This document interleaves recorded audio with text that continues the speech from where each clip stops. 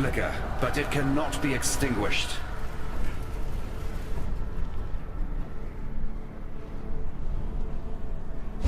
There is no shame in falling to a god. Shame lies only in refusing to rise again. You shall soar. That much I'm permitted to foresee. You shall ascend to the peak of your loftiest mistake, and from there you shall pluck a single surviving hope from the jaws of immortal despair. A ship sails for Lion Eye's watch not far from here. Be on it.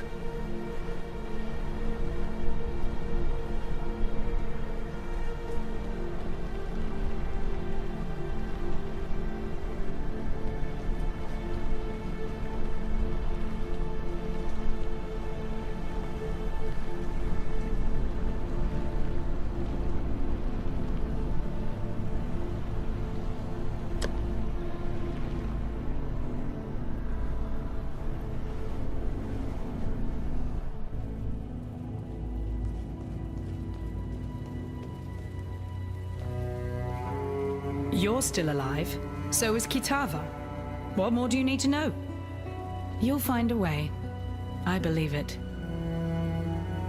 Once Kitava has gobbled up every scrap of Oriathan flesh, sucked every Oriathan bone dry of marrow, he'll turn his endless hunger to Namakanui and the whole Karui archipelago.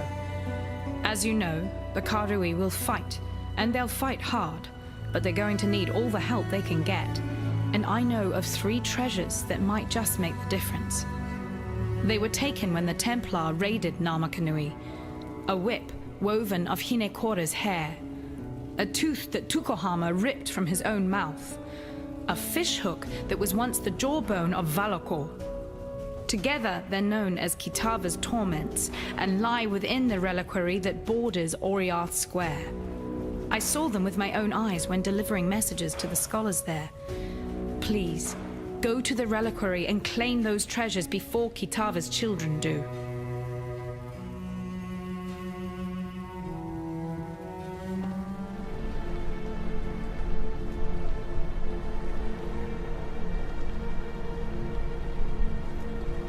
I'm Captain Lily Roth, and we sail for Rayclast. Better to live in exile than die on this psychotic bonfire of an island. You want to make it out of here, you'd better get on board. But make it quick, 'cause I ain't got time for tears and regrets. Remember, this ain't no charity run. You owe me. Cast off!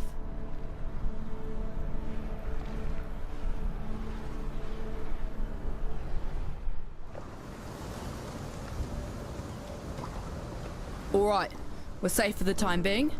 Now let me introduce myself properly. Lily Roth. Yep, I'm one of those Roths. Some call me smuggler, others pirate. Yeah, I prefer the sound of nautical entrepreneur.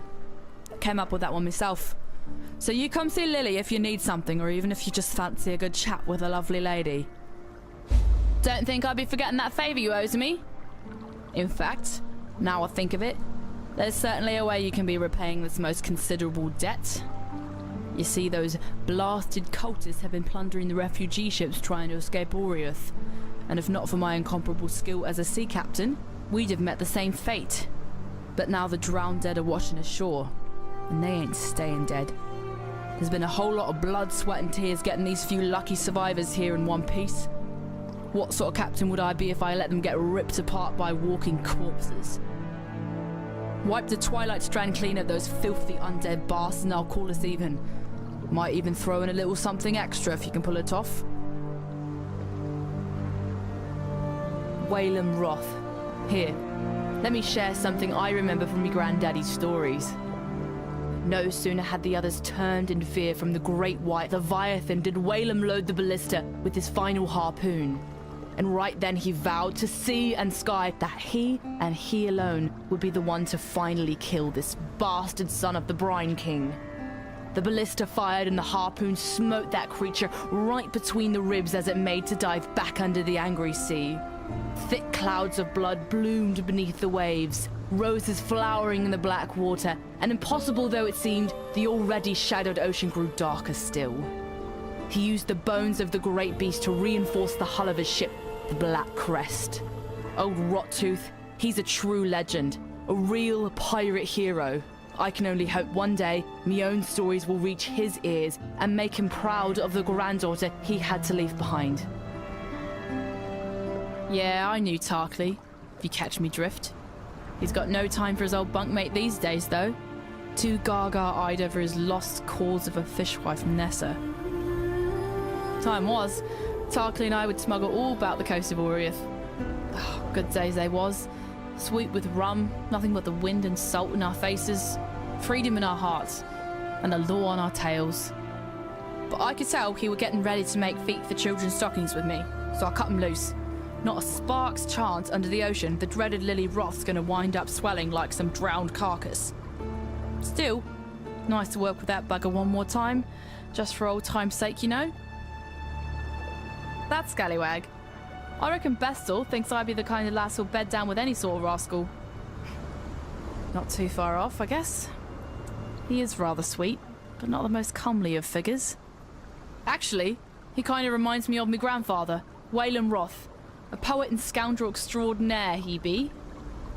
Bestel's but spittle from the mouth of old Rottooth Roth. Ahem. Bust my blind cheek, said the sailor to the doxy. She sports her dairy treats afar and relishes her moxie. But a fire ship will sink the broken neath the ocean waves. Tip nutmegs a deadly token sends captains to their graves. Don't think I'd be forgetting that favour you owe to me. In fact...